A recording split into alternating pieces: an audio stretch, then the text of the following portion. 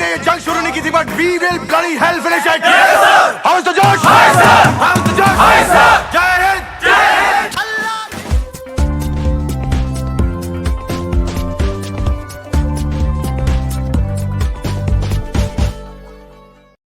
Hey, hello everyone. Hi everybody. Happy Republic Day. Yes, Republic Day. Republic Day. We saved our Yuri surgical strike review for this very day. Thank you, Ken, for the suggestion. And that was a great one because we've been wanting to review this movie for a long time. So here we are. We did an initial trailer for reaction for this, a long time ago.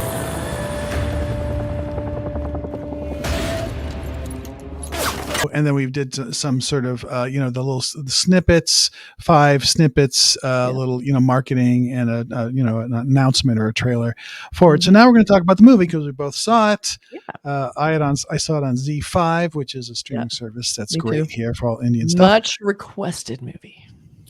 And it's a movie that came out in 2019, January 11th, a few weeks before Republic Day, 4 years ago. And it's based on a true story. There's some fictionalized characters in it, obviously, but the true story is that there are 19 Indian military personnel were murdered, basically, in a terrorist attack.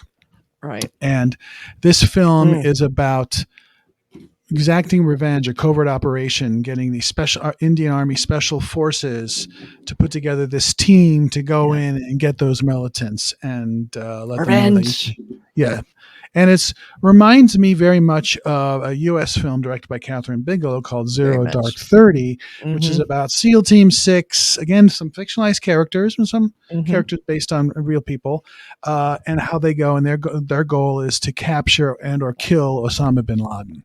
Yeah. And, in the hills of Afghanistan. Very big deal here in America. Very big deal here. And this is a very big deal there. And so, whether it's fair or unfair to talk about these two films together, it reminded me of that film. Yeah. And that's a good thing because Catherine Bigelow is a superb director and that was a great movie. And this is very much in that same vein where it's so nationalistic and so like in your blood. Say if you're an Indian citizen, what happened just shook you to the core. And this is a way of sort of seeing how they got back. And it was directed by Aditya Dar, and it stars Vicky Kaushal, who's a perfect actor to play the leader of this force. He's just somebody that has that that depth and that intensity. Everything he's done, he has that, that vibe. So perfect casting, and the cinematography is fantastic. If you watch this movie, there's a lot of the surgical strike is the last part of the film. The rest of it is sort of the build up. You get to know the characters. How does this all happen? You get to see the initial attack that sparked everything, the 2016 attack. Right. But and like you said, the tech credits are amazing. The cinematography by let's see, I have it written down here. Cinematography by Matish Mekarahandani and Stefan Richter did all the action. So what's great about it is that there is big action. It's a very military-based genre movie. You see the sniper scope, you see the night vision, and so you get the sense, and a lot of it you get the sense from far away what's happening. These attacks, people being killed. There's a great scene where there's camouflage. Soldiers come in and kill a group, in their camp. So you get sort of every single angle of what it is to carry out an exercise like this. From this terrorist attack happens, and how do we pull a team together? And you care about these characters to a certain extent. It's a military film first, but if you have a little characterization and you care about the characters, and you do in this film, that makes the movie so much more intense because you don't want them to, be in peril. But there's a lot of that too. Is like Vicky Kaushal, like he's got such a great emotional range when he's trying to look strong. You can see the emotion on his face, and they spend a little bit of time with his home life. Like he's initially part of this big mission. He then has to kind of retire to take care of his mother, which I kind of could have done without, but it was probably a true story. But it was there and after all this big setup, we don't even see the opening credits till 45 minutes into the movie, which I thought was very interesting. So they have this little bit of emotional background on like having to drag him out of retirement, and he wanted to stay with his mom while she still remember him because she was, he was got Alzheimer's, and he's got this desk job. Yeah, that part was a little bit, kind of extended because, but again, that's gave us a little foundation, more humanized him. He wasn't just this, because it's very easy in these war films. So you have all the gear, you have the whole, military, ambience of like machismo, super masculine, testosterone driven, action. So it was nice to see somebody taken down into like down to earth, desk job, just being a guy, and then reluctantly in a way, but also wanting to come back and take care of it because he knows he's the only man for the job. Like he goes, I do this job, I can do this job. And they're like, and it was funny too. I love when he goes in there and he's talking to the general and you think he's going to put up a little bit of a fight, but goes, yeah, okay, here's your mission, go. Like he was ready for him. Like, here you go. Yeah. Take it. Like, okay, no argument. Okay, I'll take it. I think it's a great military. I mean, maybe it's not a trope here, but like in Top Gun Maverick, Tom Cruise, kind of goes into retirement, but they come back to go to Top Gun, and he leads this, this veteran leads this group of youngsters, who are the flying crazy folks, the pilots. So this has that vibe, and that's. Yes. And that works as a element of a story, Yeah, it does. And so when you get behind him and get behind all the other people in this force, and then when you get into the actual surgical strike, and that's really when it gets like, the music starts. Planning of like these things. I love heist movies when they're planning the heist. I love these kind of military films when they're planning the mission. Like there's something about that setting it up and seeing inside, like behind the curtain, that just is endlessly fascinating to me. So I was very, very into that, and seeing him train these kind of newbies, like, okay, here we go, and they have the whole hi sir, while he's giving this great emotional speech. I love that. That was great. And they were all for it. Like they were in it. And I also liked the addition of the team behind the scenes, which was the drone operator with the drone that he invented that looked like a hawk, which I thought was amazing because it's this little machine, little flappy wings. But when they're flying, it looked legitimately like a hawk. Yes. And they have that great scene where they're looking in the house of the guys making bombs. I think that's what they were doing, military, explosives. Yeah. And you see the hawk, and I thought that was kind of like, dude, you're a little close. They're right in the window, and little hawk's like flapping his wings, looking in, and the little kid sees it and goes, "Wow!" Doesn't understand what it is. Goes outside to see what it was. He's trying to figure it out. I thought that was so funny. Of course, it doesn't go well exactly the way it wanted, but I did think that was kind of a nice little. It wasn't really humorous, but it was kind of a little bit of a lighter moment of seeing this, cute drone that this guy had invented. To see his like, gotta get out of there, gotta get out of there. No, it's some, that was kind of a nice, unique little moment. Unique. You haven't seen it before. I really it was enjoyed something that. Very different.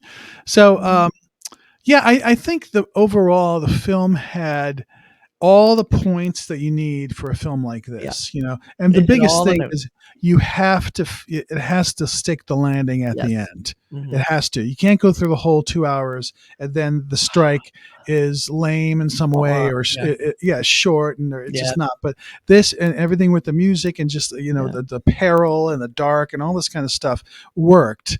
And so it made for a very satisfying film in that sense. And it makes perfect sense that, this film, is shown, on Republic Day, or is considered, because it is such a nationalistic thing to like, hey, we have the people that can do this kind of stuff, and don't attack us because you will mess with us. You will not be happy with what they also had some points in this, which, is a sore point for America, because there was a lot of attention put on torture in military, that was back, the other administrations. It's been ongoing for years, like whether we should be torturing anyone, because it never actually works. Right. So, but we keep doing it. We keep doing it. So the torture scenes in this were also terrible. But what I think's so weird about some torture scenes, they just seem nonsensical to me. Like the torture scene where the guy has a hook on his ear and she's pulling it. That just seemed needlessly complicated. Like, Right. It just seemed like kind of a silly form of torture in a way, like I'm pulling on your ear. Yeah. And granted, it was tearing his ear, but still, it seemed like wasn't there like a more, I don't know, more direct way of doing a torture, like hitting him or something? I don't know. Yeah. And then they were pouring stuff down that guy's throat. The Waterboarding stuff is so off-putting. Like I never like it, even when it's on our side. I think the torture stuff is just yuck. But it's hard for me to watch too. Yeah, it wasn't good. It's what happened, and it's part of the sort of the dirty world of military. It's just war. It's not all great. A lot of it's. I mean, there aren't any real spoilers here because this is an historic event. Most people know about it. And we know how it ended. There are a few details in it, like, there's a kid in the house when they execute this mission and what happens there. And there's a few people that don't make it. And it's some brutal scenes that, it wasn't the perfect mission. I mean, there's things, there's always gonna be fatalities or, mistakes made. But I did like that. It was a well-executed plan, but of course there's X factors. Things always go wrong. Things happen. And I like them showing that also, because if you don't show that kind of stuff, it's just propaganda. And technically all military films are propaganda. We'll just address that elephant in the room that, we understand that they probably made the military look more heroic than maybe it should be, or, like they're so perfect, or that there's no other politics behind the scene. We have this one thing, but that's just sort of the genre. So I just rolled with it. I'm not going to pick it apart for any kind of political stance it took. It's like that's not what we're here to do. We just watch movies. any movie that's based on true events, especially war films that are based on controversy. And they're always going to change it. That the script writer is going to say, well, we need something here that's a little bit more juicy, or we need to add a love interest, or we need to have this little kid in there. We need to up the drama, so it's really intense, and so that's why it's based, because it's a lot of it is just fictionalized, added to sort of make it a better film or a more exciting film. So that's the interesting part too. It's a military film, but they had a couple of really good female characters that were legitimate and strong and prominent. So I mean, they could have had more screen time, but they gave them a good juicy role, and I appreciated that, because you don't see that in military films very often. No, you don't. That's true. That aren't just love interest. I'll add that little. Jennifer Connelly, behind the bar. Right. Anyway, but this is a well worth it if you're in the mood for this kind of film. If you like military films, really solid, really good. And they really cut the military stuff right, and the effects are great. The missiles, speeches are great. Yeah, all that stuff works. None of it is really. There's no cheesy CGI factor in this. No, it's very grounded. It felt like it was very realistic. All the effects, all the action, just top notch. Really well done. And they didn't go too far. Not tons of slow motion flying. Really, they kept it really grounded, because they're trying to do a tribute to the people who are involved. So I think they kept it really, this isn't a big action. It's like, this is like painful, small, gritty, dangerous, and they kept that feeling throughout the movie. So somewhat respectful to the whole thing. So I think that was the right tone to take for this movie. So that's our review of Yuri, the Surgical Strike. It's available on Z5 here in the US and worldwide, and maybe it'll be in other places too, but it's, if you're in the mood for some action and some military action, check it out. Good stuff. All right. See you. Bye. Bye. Bye.